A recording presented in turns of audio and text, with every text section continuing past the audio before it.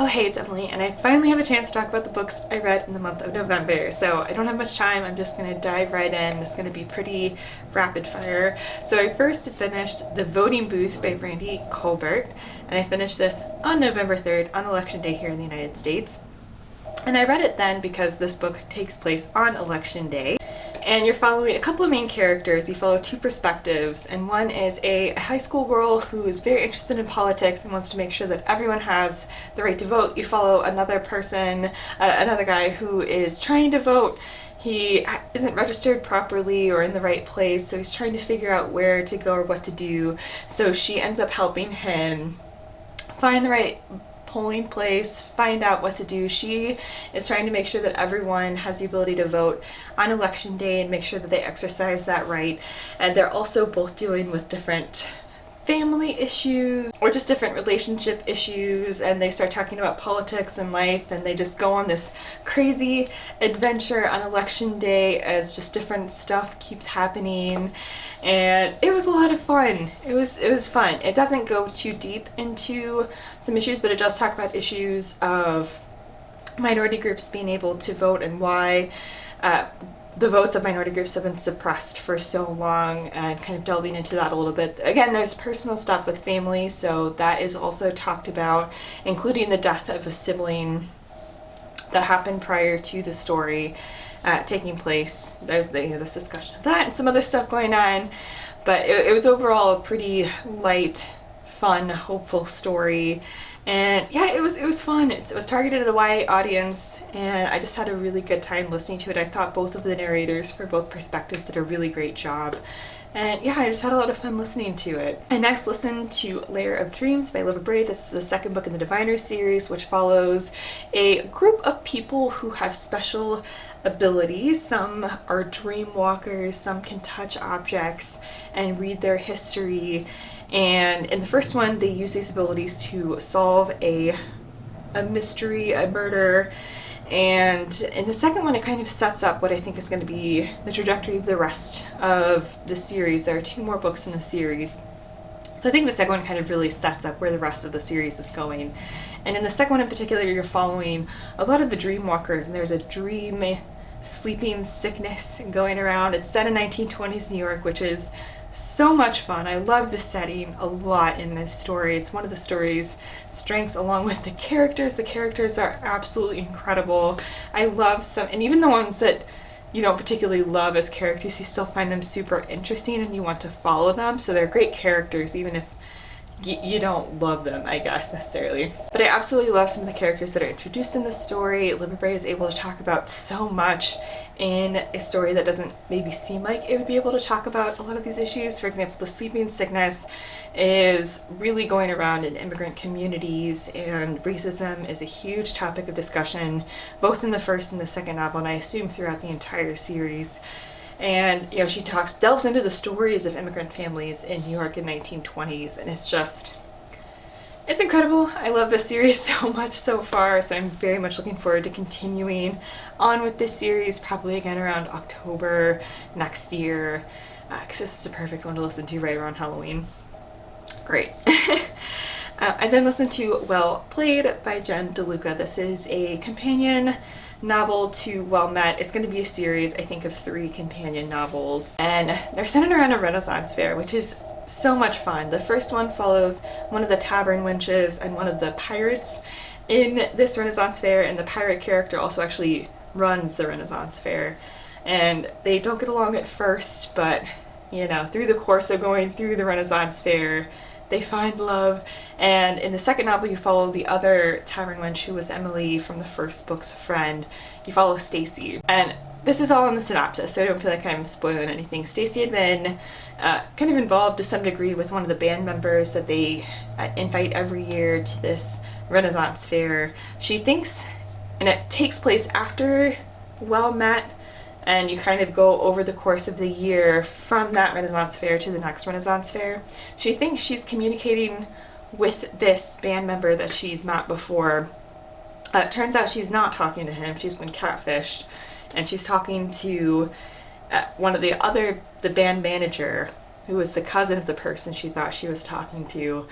And you know, I still really enjoyed the writing. I love the characters. There's so much about Stacy that's super relatable, and I love Jen DeLuca's writing. Brittany Presley narrates, and she is like a 10 out of 10 lovely narrator. Absolutely adore the narration.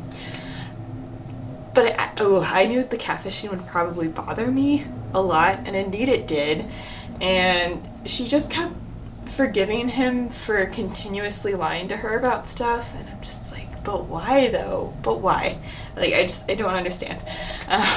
So I knew it would probably bother me, and it did. There still was so much I liked about this, but definitely just not as enjoyable to me as the first one was. I'm still definitely very, very excited for the third one though. So that's okay.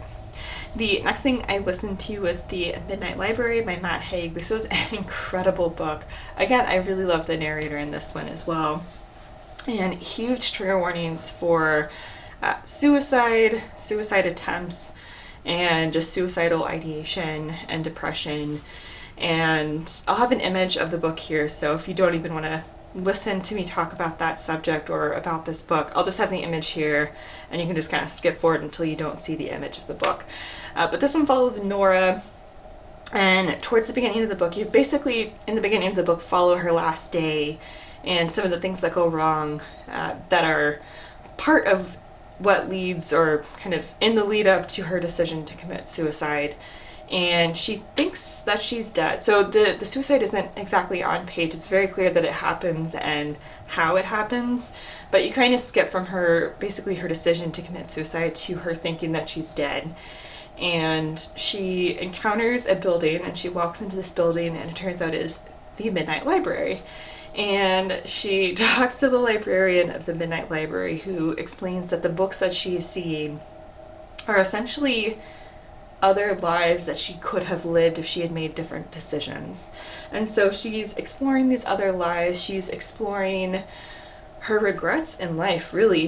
There's literally a book of regrets, and she's kind of looking through the things that she regretted in life and using her decision about which life to explore to understand her regrets and understand the trade-offs that would have been made if potentially she had made a different decision, and maybe that regret might have been taken care of. But it comes with trade-offs. There are other things in those lives she comes to realize that maybe were new challenges she would have encountered if she had lived that life. And it's incredibly interesting. I love the writing in this, and I loved exploring Nora's other lives.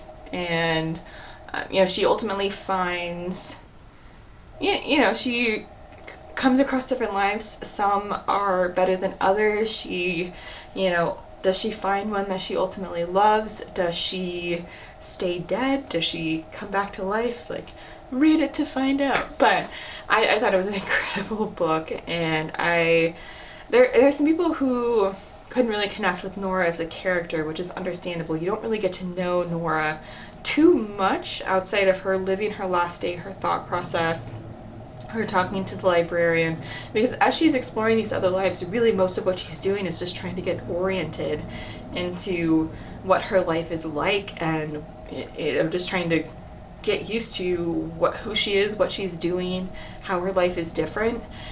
So you don't actually explore much of her character kind of in those moments, I guess, because she's just trying to figure out what's going on. But I really think, I think that's done intentionally so that you can put yourself in Nora's position a bit more easily without her being such an overpowering character, I guess. But I don't know. I really enjoyed Nora though as a character, but it, you know, definitely understandable. But I loved this book so much. It's probably one of my favorite books of the year. So anyway, next book I read was A Deadly Education by Naomi Novik. I have some mixed feelings about this one. I again listened to this one on audio. I was on a roll with audiobooks this month, and really liked the narrator once again. And this one follows a school for people who have magical abilities, and they're trying to be trained more in those abilities. There aren't teachers at this school. The school kind of interacts with the kids. The school interacts with the kids in interesting ways to teach them, essentially.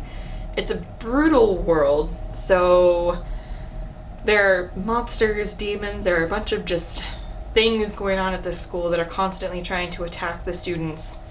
And to some degree, it's every person for themselves, and to some degree, the students need to cooperate in order to survive. And the reason they are willing to go to this school that is so dangerous is because the outside world is even more dangerous, and these same creatures still exist in the outside world, and they want the ability to essentially join what are called enclaves, and have the ability to join one of these enclaves upon graduation, with the enclave knowing that they would have the training to actually be able to help protect everyone in that enclave, and the enclave in turn providing protection for themselves and everyone else that are in these groups.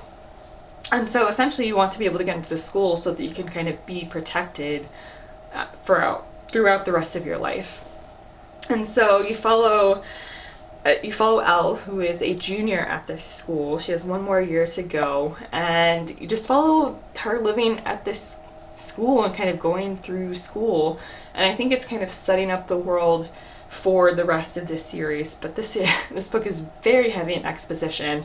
You're following Elle's thought process and following Elle basically explaining the world to you and explaining why she's doing certain things. And she was really frustrating to me as a character. I can understand people loving or hating her.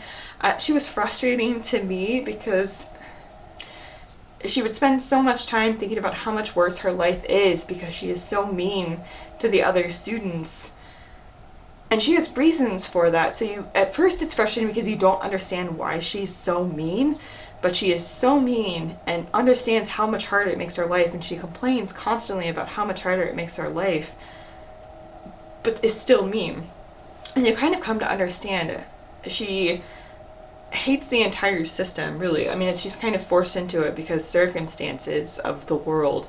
But she really hates the system and kind of hates how, it's definitely commentary on classism, and she definitely hates how people who are already privileged are the people who are able to go to this school, and the people who are at the school are more likely to be able to get into these enclaves that protect them, where they can then send their kids to this school, and it's just kind of a cycle of the privileged being able to survive. And she does not come from privilege, and so it's definitely a huge discussion in the book that I thought was incredibly interesting. And I want to see where this world goes, but there's a lot that frustrated me about this book.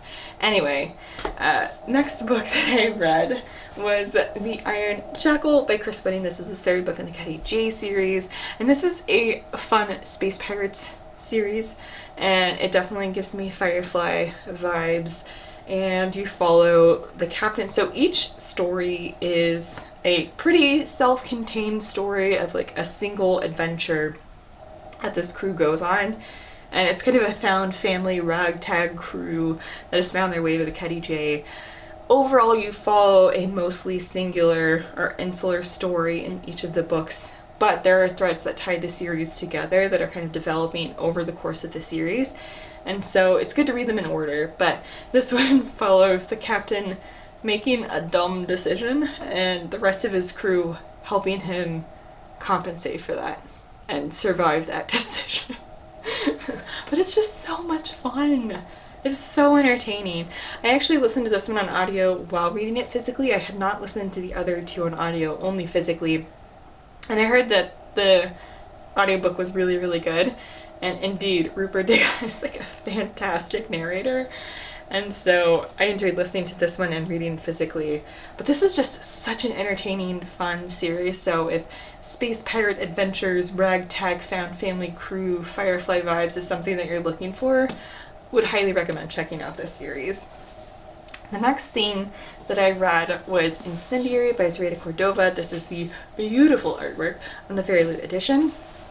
And I adored this story more than I even thought I would. So the setup isn't particularly unique. You follow the big bad kingdom that is oppressing people with magic, and you follow they actually have mostly killed people with magic, or their goal is mostly to kill people with magic. They have kidnapped and kept some children though who have different magical abilities. So there are different kinds of magic that you can have in this world. And the kingdom has kidnapped kids with each of these abilities and raised them in the palace to use their magical abilities to help them contain and quench the rebellion that is happening within these groups of magic people who are trying to rebel.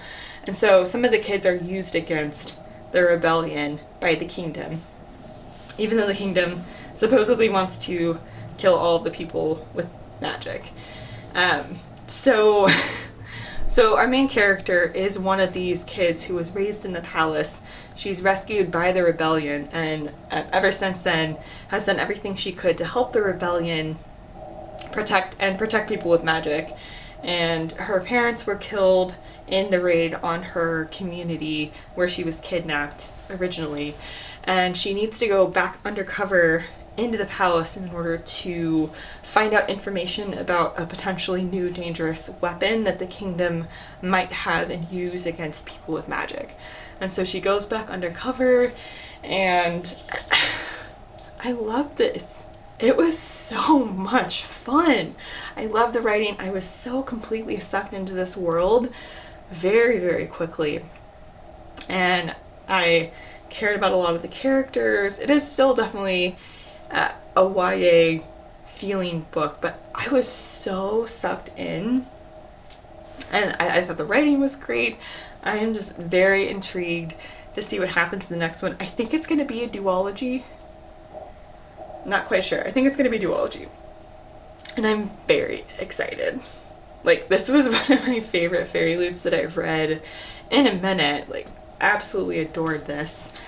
So, would highly recommend if you are either a fan of YA fantasy, or if you're wanting to kind of dip back in and see if there are some YA fantasies you might enjoy, even if you tend to read adult fantasy. I honestly want to check it out. I had a blast reading this. I also read physically while listening to the audiobook on Scribd, and enjoyed the audiobook a lot. So, the next thing that I read, I also read physically while listening to the audiobook, because I have the audiobooks for these on Audible, and that is Assassin's Quest by Robin Hobb. This is the third book in the Farseer trilogy, which is the first trilogy among a set of trilogies in her larger Realm of the Elderling world. And this one follows Fitz, who is a bastard son of the king in waiting. He is dropped back off at the palace by his maternal grandfather. One of his grandfathers had been raising him, and at age 6 he is dropped back off on the palace doors, essentially. His father abdicates. The person who is still king wants him to be trained as an assassin and kind of used for the benefit of the kingdom. So you follow Fitz from the time he's 6, being raised in this palace. He's very close to the stable master, and he's kind of both inside and outside of royal life. And you just follow him growing up and being trained as an assassin and going on adventures, and politics happening in this story. This one, because it's the third one, he's grown up a bit. He's a teenager, early adult in this one. And so he's a bit older, he's a bit smarter. He's not the greatest assassin, but he has such a good heart. But I absolutely love the characters in this story a lot. I love the politics in this one. It really starts to heat up towards the second half of the second book, and in this one as well. It's a very slow moving story, and Robin Hobb is very willing to sit in quieter, slower moments of traveling, healing if a character gets injured, etc. Like, it's a very slow story that will talk about the minutiae of their day, or kind of the inner workings of the palace. And so know that, but it's wonderful. I absolutely love this series, and I'm so excited to get to the next series, the Live Ship Trader series. It'll happen. It'll happen eventually. The final thing I'm going to talk about is New York 2140 by Kim Stanley Robinson. I actually have been reading this very, very, very slowly over the course of months and months with my family.